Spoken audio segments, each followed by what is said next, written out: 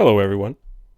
I'm Peter, and I'm here to talk about an awesome AI app, one which sadly hasn't released yet. So, instead, I'll show you something that is almost as good as the real deal. It would be if I had access to the voice modality of GPT 4.0, but even without it, it's really good. Okay, what is this app I'm talking about? Hopefully you know, but if you don't, Desktop GPT.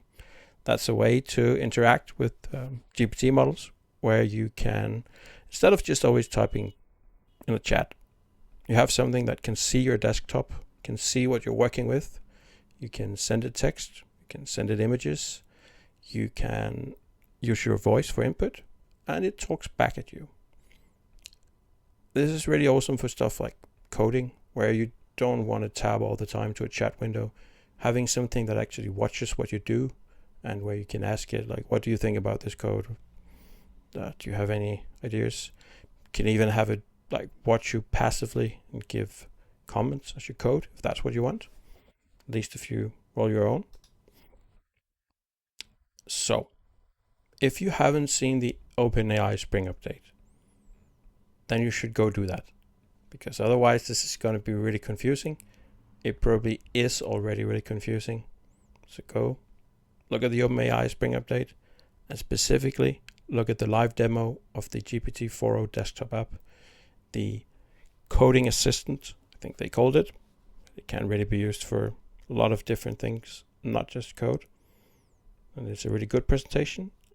And you'll notice the amazing conversational ability of the AI, which is dependent on the voice modality. But still, the app itself and the use case is valid even if the AI doesn't have this modality. It can still, using text to speech, give you a lot of the value. And there are a lot of reasons to create your own app. It's not just that you're impatient for the real deal to release, because that's part of why I made this video. Actually, I forgot to mention that. There's a lot of people that are super impatient to have this released. It's just being trickled out for Mac. But for Windows, apparently it's going to be months. And that's a long time to wait for something this awesome. So you can create your own app and you will have pretty much feature parity. Except the voice modality, as I mentioned. You need API access to that. But I think it should come out before the Windows app. Or if it doesn't, then probably shortly after. And the advantage of creating your own app now is that when the voice modality is released, then you will have something that works exactly like the desktop app, pretty much, or whatever your own use case is. And you'll also have something that brings you value until then. You might not even care about the voice modality. You might be more interested in the text-based version, like transcribing stuff or getting code reviews or a peer programmer or something like that. GPT 4.0 has tremendously strong vision capabilities, I find. And just having it look at your monitor if you're doing, I don't know, something graphical can also have value. Can comment on layout and stuff. Or if you're a game developer, you're working on a level or something like that, it could also work with it. There's tons of opportunities. If you're working with GPT already, you know, but not having to chat all the time is an advantage. If you use it right now with speech to text and text to speech, which is a way to really just turn chat into text and the other way around, or into voice, sorry, then you're gonna have some latency. But how much you have, it kind of varies. So this is not a tutorial about how to build an app like this. I'm just going to demo my own app. But if you want to do it, you probably know it already if you're watching this video and you've had the patience to watch me so far or until now. You need to call the API, of course, to send it chat completions and images. you need some kind of speech to text. There are many options. It could be local, you could use Whisper, and you need text to speech. That could be OpenAI. They have a speech endpoint. Could be 11 Labs. Could be a local model. There are many different ways to do that. Also with very different latency. You could run something locally if you have a beefy enough graphics card and have pretty much no additional latency. And for the app itself, for calling the API, for doing the screen captures, for handling the audio, you can do it in native Windows. You can use spoiled for choice. You can use .NET, you could use Python, you could use C++, you could use whatever you can do a native Windows app in. And that's a lot of things.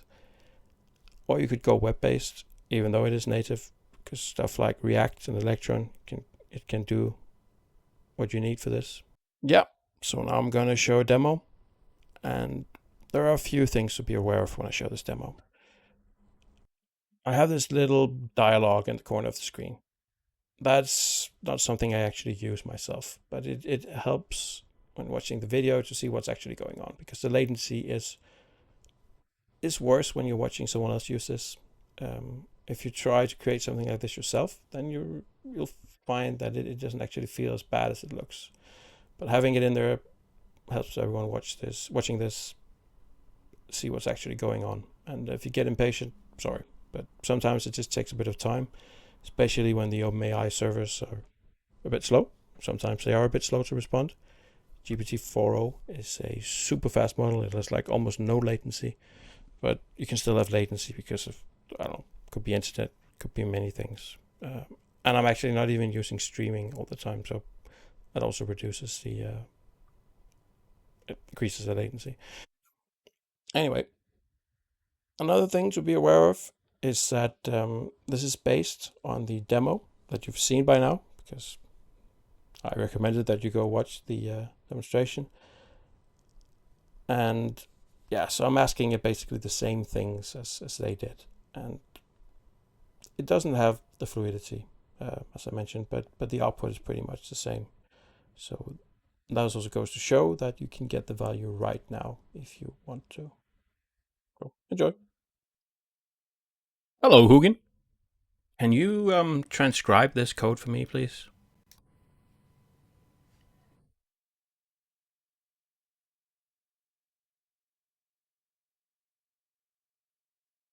Sure. Here's the transcription of the code. And here we see the transcription in my log. And can you give me a brief one-sentence description of what's going on in the code?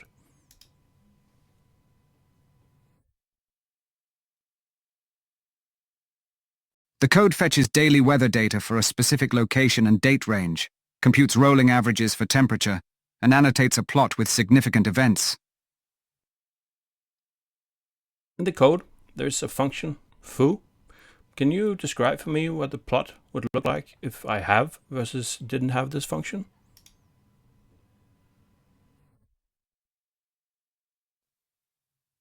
With the foo function, the plot would display smoother temperature trends due to the rolling averages, while without it, the plot would show more variability and daily fluctuations in temperature.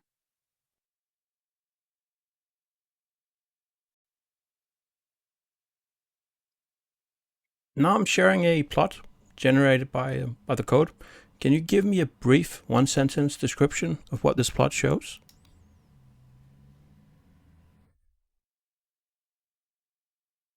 The plot shows the daily average, minimum and maximum temperatures for a specific location throughout the year 2018.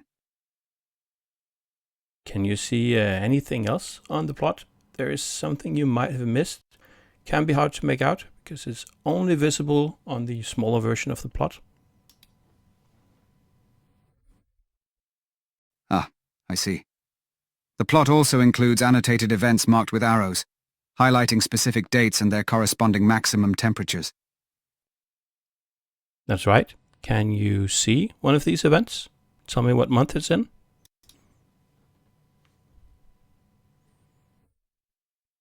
Yes, I can see an annotated event marked Big Rainfall in the plot, and it appears to be in October. And in which months do you see the hottest temperatures in? And roughly what temperatures do those months correspond to? The hottest temperatures appear to be in July and August, with maximum temperatures reaching roughly around 30 degrees Celsius. And what about the coldest months? What months do those correspond to? And if you could give the temperatures in both Fahrenheit and Celsius, please. The coldest months seem to be January and February, with minimum temperatures dropping to around 0 degrees Celsius, which is approximately 32 degrees Fahrenheit.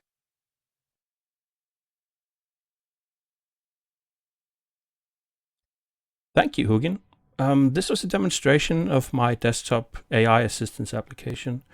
As you probably noticed, we worked with a recording of an OpenAI demo of the GPT desktop app for, I think this is Mac, and the Windows version won't be out for many months. So I wanted to show people that using the API and your own application, you can get pretty much the same functionality.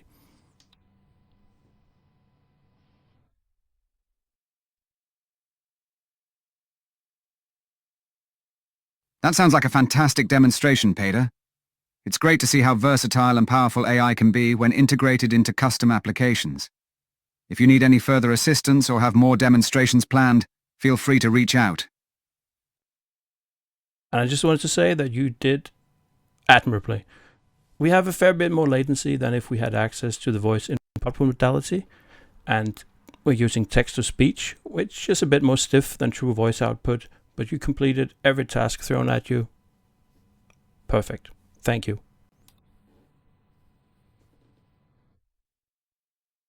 Thank you so much, Peter. I'm glad I could assist effectively. Your demonstration really showcases the potential of AI integration. If there's anything else you need, just let me know.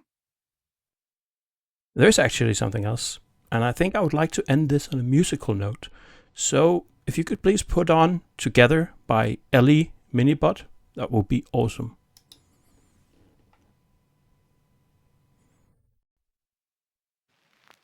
The track Together by Ellie Minibud is now Come playing. with me, we're going Enjoy the out. music, Peter. Tie up your laces, tell me all about the month it's been. The best cure for feeling lost is getting lost together somewhere we can just exist. You're losing sight of yourself, but I never do. You can't. So that was a demo. I hope you enjoyed it. I hope you enjoyed the music at the end. There's a link in the description to the artist. And the music was done by having an integration with Spotify. And that's one of the advantages of rolling your own app, that you can do whatever integrations you want. You have to code them, of course, but using the API and the functions, tools, capabilities, you can have the LLM callback, and you can have whatever integrations you want. You can have memory, you can have database queries, you could launch programs, you could browse, you could search, you could do all this stuff you can do with plugins, basically. If you go look at all the custom GPTs, you can look at all the crazy stuff people have figured out using this. Yeah, and I also wanted to mention that, okay, now you've watched this, you have tremendous patience, because I don't do videos normally, so this is probably pretty boring, and yeah, apologies for any bad audio and everything.